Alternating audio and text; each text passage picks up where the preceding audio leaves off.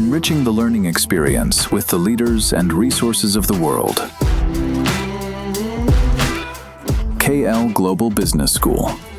మనతోని తన్నీరు వెంకటేశ్వర్ గారు అయితే ఉన్నారు. సీనియర్ ఏదైతే రిటైర్డ్ ఇంజనీరింగ్ అని చెప్పొచ్చు, చాలా అనుభవమైన వ్యక్తి అని కూడా చెప్పొచ్చు.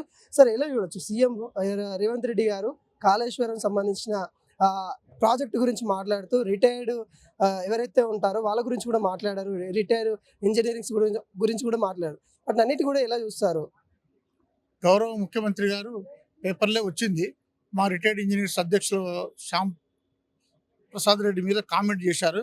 కానీ అది వారి యొక్క స్థాయికి తగినది కాదు, చేయకుండా ఉండాల్సింది. మాకు చాలా బాధ వేసింది. ఎందుకంటే తెలంగాణ రిటైర్డ్ ఇంజనీర్ ఇచ్చిన రిపోర్ట్ని గౌరవ ముఖ్యమంత్రి గారు చాలాసార్లు సూచించారు. ఏది మేడిగడ్డ దాని గురించి చెప్పారు, అది వాస్తవం కాదు యాక్చువల్గా. సో అట్లా అనకుండా ఉండాల్సింది. కానీ మేము విపత్కర పరిస్థితిలో గత ఏది కాళేశ్వరం ఏదైతే డ్యామేజ్ అయిందో, మేడిగడ్డ ఎక్కడైతే డ్యామేజ్ అయిందో 23 నుంచి 25 వరకు కానీ మేమెవరు కూడా కామెంట్ చేయడం లేదు, ప్రజలు కూడా అడగలే, రైతులు కూడా ఇట్లా రోడ్ల మీదకి రావడం లేదు, నీళ్లు లేదు ఇక్కడ అని చెప్పి కూడా అనలే. ఇప్పుడు విపత్కర పరిస్థితి ఈ 26 అనేది కరువు వచ్చింది. ఎందుకంటే మనకు శాస్త్రజ్ఞులు చెప్తున్నారు ఎల్ నీనో వచ్చింది, చాలా తీవ్రమైనటువంటి కరువు ఉంది.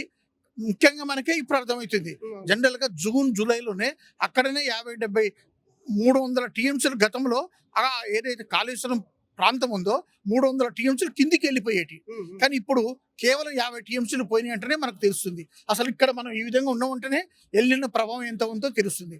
కాబట్టి మనకు ఎందుకంటే ఎక్కడ ఉన్నా మనకు కాళేశ్వరం ఏదైతే ఉందో ప్రాణహిత ఏదైతే ఉందో అదొక్కటే ప్రాణం ఉన్న రివర్. దానికి ఉన్నటువంటి మన కామధేను లాంటిది. ఎక్కడ ఏ ఉన్నా కూడా లేకపోయినా కూడా ఎక్కడ కరువు వచ్చినా కూడా అక్కడ నుంచి మనకు నీళ్లు ప్రవహిస్తాయి. దాన్ని మనం ఉపయోగించుకోవాలి. ఎందుకంటే ఇప్పుడు ఆడ ఉన్నటువంటి నీళ్లు కిందికి వెళ్ళిపోతున్నాయి, 1,00,000 క్యూసెక్కులు పోతున్నాయి. మనం ఆడ ఏదైతే మేడిగడ్డ డ్యామేజ్ అయింది కదా, ఎన్డీఎస్ఏ యొక్క సూత్రాలను పాటించమంటున్నాం. దాన్ని తెరవకుండానే మనకు ప్రకృతిగా అక్కడ లెవెల్ ఏదైతే ఉందో, ఎందుకంటే గతంలో రన్ ఆఫ్ తోనే మనం దేవాదుల ప్రాజెక్ట్ నడిచింది అక్కడ లిఫ్ట్ ఇరిగేషన్. ఇక్కడ కూడా ఈ పరిస్థితుల్లో ఆ విధంగా రన్ ఆఫ్ తోని ఆ ఉన్నటువంటి లెవెల్ తోని పంపులు రన్ చేసి ఇమీడియట్ గా అన్నారం సుంజలకి ఎత్తిపోస్తే. ఎందుకంటే ఈ ఎల్లంపల్లిలో ఇప్పుడు ఆల్రెడీగా 6 టీఎంసీలో అయినది, 7 టీఎంసీలో ఉన్నది, మిడ్మానేరు 7 టీఎంసీలో ఉన్నది. అంటే డెడ్ స్టోరేజ్ కు దిగువకి పడిపోతున్నది. రేపు హైదరాబాద్ కూడా ఇలాంటి పరిస్థితి ఉంటే నీళ్లు రావు. కన్నెపల్లి పంప్ హౌస్ ఏదైతే స్టార్ట్ చేస్తే భద్రాద్రి రాముడే ఉన్నాడు, ఆడ ఊర్లన్నీ కొట్టుకోబోతాయి, అక్కడ మొత్తం ఆనకట్టలు మొత్తం తెగిపోతాయి అనే విధంగా వ్యాఖ్యలు చేస్తారు. అది తప్పు. వాస్తవం ప్రాక్టికల్ గా మనము 2022లోనే 28 లక్షల క్యూసెక్స్ పోయింది. 28 లక్షలు అంటే 28 లక్షల క్యూసెక్ అంటే దాదాపు 300 టీఎంసీల నీళ్లు పోయినాయి. భద్రాచలం ఏమైనా కాదు. మనకు అది ఫ్యూచర్ భద్రాచలము. మనం ఆందోళన ఏంటంటే ఇది కాదు, రేపు పోలవరం కట్టిన తర్వాత అయితే తప్ప దానివల్ల ఏదైనా ప్రమాదం ఉంటే ఉండొచ్చు. అప్పుడు కూడా ప్రమాదం లేకుండా కూడా జాగ్రత్తలు తీసుకుంటాం, మనం కూడా చేసుకుంటాం. కానీ ఈ ప్రమాదం దీనితో ఏమాత్రం కాదు, సురక్షితం.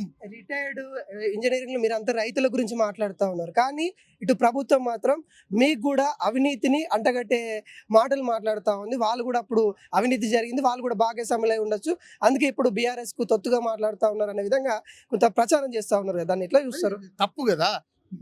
గతంలో మళ్ళొకసారి చెప్పాను కదా, ఇంతకుముందే చెప్పాను కదా, ముఖ్యమంత్రి గారే రిటైర్డ్ ఇంజనీర్లు పొగిడారు. ఒక 3-4 రోజుల్లోనే ఎట్లా అవుతారు? గతంలో కూడా కేసీఆర్ గారిని వ్యతిరేకించినారు. అప్పుడు మన కాంగ్రెస్ వైపు ఉన్నాం. మేమన్నా రిటైర్డ్ ఇంజనీర్స్ ఎవరు కూడా లేరు. ఆ సందర్భాన్ని బట్టి ఆ పార్టీలు ఆ విధంగా అన్వయించుకుంటాయి తప్ప ఈ రోజున మేము వాస్తవం మాట్లాడినావు అది కాంగ్రెస్ వాళ్ళకి వ్యతిరేకం, ఆటోమేటిక్ తెలుగు బీఆర్ఎస్కు అనుకూలం అనుకుంటారు. కాదు కదా, మేము వాస్తవం కదా మాట్లాడింది. ఇప్పుడు రేపు ముఖ్యమంత్రి గారు కానీ రేపైనా కూడా వాళ్ళు గ్రహించక తప్పదు, నీళ్లు ఎత్తక తప్పదు. మనం ఇదే ఈ 10-15 రోజులు మనం స్పందించకపోతే మనకు ఎటువంటి పరిస్థితి వస్తుందంటే, తెలంగాణ కనుక ఆలస్యంగా ఇస్తే ఎంతమంది ప్రాణ నష్టం జరిగిందో మీకు తెలుసు. సేమ్ అదే అవుతుంది. రేపు రైతులు ఆత్మహత్యలు చేసుకుంటారు. ఎవరు చేయాలి? ఎవరు బాధ్యులు? ప్రభుత్వమే బాధ్యత వహించాలి కదా. సో ఎందుకంటే మళ్ళీ ప్రభుత్వమే రైతు బంధు సహాయం చేసింది కదా, రైతులు ఏం చేయాలి? ఆ డబ్బులు ఇచ్చారు కదా. ఇప్పుడు ఈ రోజున చూడండి, మీరు బోర్లు పడిపోయినాయి, బోర్లు నడవటం లేదు, నాట్లు వేస్తానికి నీళ్లు సరిగా లేవు. మీరు ఇది ఇమీడియట్గా ఎత్తి కనీసం కాలువల మట్టి నీళ్లు కనుక ఇస్తే సంతోషంగా మీరు ఇచ్చినటువంటి ఆ రైతు బంధు సాయం హాయిగా రైతులు మంచిగా ఉంటారు. రైతులు కళ్ళల్లో మీరు ఆనందం చూడాలి కానీ కన్నీళ్లు చూడకూడదు. సార్ రైతులు కూడా ఎటు తెలియని ఆందోళన పరిస్థితిలో ఉన్నారు. ఎందుకంటే ఇటు అధికారం ఉన్న కాంగ్రెస్ పార్టీ ఏమో ఒక మాట మాట్లాడుతూ ఉంది, బీఆర్ఎస్ పార్టీ ఏమో ఇంకొక మాట మాట్లాడుతూ ఉంది. ఏ మాట నమ్మాలో తెలియని అమాయక రైతులు అయోమయంలో ఉన్నారు. అటు ఒకవైపు వాతావరణము ఎలినో ప్రభావం, అదొక భయంకరమైన ప్రభావం. ఇక్కడ ఈ రెండు పార్టీలు మరొక భయంకరమైన తీరు కనబడతా ఉన్నాయి. ఒక రైతుకు మీరు ఇచ్చే గైడ్లైన్స్ ఏంటి? ఇప్పుడు ఏ విధంగా చేస్తే బాగుంటుంది అంటారు? రైతుకు మనం చేసేది నీళ్ళు ఇవ్వాలి అంతే. ఆ నీళ్ళు ఇవ్వాలంటే ప్రభుత్వం ఆలోచించాలి. గది ఒక్కటి ఆ విధంగానే మనం ప్రెషరైజ్ చేయాలి. మేము తెలంగాణ ఇంజనీర్లు, రిటైర్డ్ ఇంజనీర్లు తీసుకొచ్చాం. కొంత కదలిక వచ్చింది, ఇంకా ఎక్కువ జనాలు కూడా ఉన్నారు. సో ఖచ్చితంగా ప్రభుత్వం మేము ఇప్పటికీ నమ్మకం ఉంది. తప్పనిసరిగా మేము ఒకటి ఏంటంటే ఇమీడియట్గా ఈ ఒక ప్రత్యేక పరిస్థితిని మీరు ఎవరైతే నమ్ముతున్నారో ఆ ఎన్డీఎస్ని సంప్రదించండి. ఇక్కడ ఆల్రెడీగా ఇంతకుముందు కేవలం బీఆర్ఎస్ వాళ్ళే ఉద్యమించినారు. ఇప్పుడు బీజేపీ కూడా కేంద్ర ప్రభుత్వం అధికారం తర్వాత ఎన్డీఎస్సీ వాళ్ళ చెప్పు చేతుల ముందు అనుకుంటున్నాం మనం.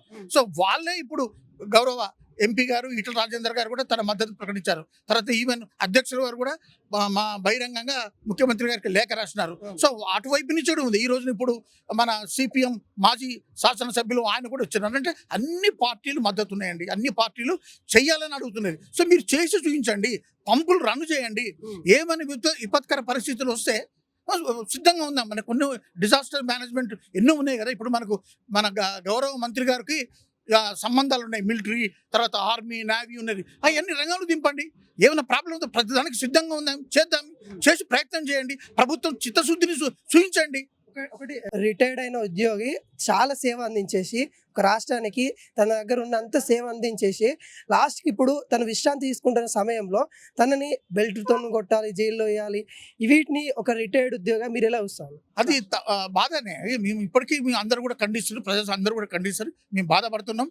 సో నేను దాని గురించి కూడా మళ్ళీ మేము ప్రభుత్వం పునరాలోచిస్తుందని చెప్పి అనుకుంటున్నాం. ఏది ఏమైనా మమ్మల్ని బాధ పెట్టినా కానీ రైతులను మాత్రం బాధ పెట్టకూడదు. అది మేము కోరుకునేది. అది తెలంగాణలో ఉద్యమంలో పాల్గొన్న వాళ్ళగా మమ్మల్ని బాధ పెట్టినా పర్వాలేదు, కన్నీళ్ళు మేము కార్చినా పర్వాలేదు, కానీ రైతుల కన్నీళ్ళు మాత్రం కార్చితే దానికి చాలా విలువ ఉంటుంది, చాలా మనం బాధపడాల్సి వస్తుంది అని చెప్తున్నాను. ఓకే. సో ఇదండి రిటైర్డ్ ఇంజనీరింగ్ ఎవరైతే ఉంటారో వాళ్ళకి సంబంధించి కూడా మమ్మల్ని ఇబ్బంది పెట్టుకోండి, మమ్మల్ని ఎంతైనా ఇబ్బంది గురి చేసుకోండి, కానీ నీళ్లు అందించండి, రైతులని బాగు చేయండి అని కూడా వాళ్ళు కోరుకుంటున్న పరిస్థితి కనబడతా ఉంది. మరి దీనిపైన ఖచ్చితంగా ప్రభుత్వం ఆలోచిస్తుందని కూడా కోరుకుంటా ఉన్నాం. కెమెరామెన్ ఉదయ్తో అనిల్, సోమాజీ కూడా, హైదరాబాద్.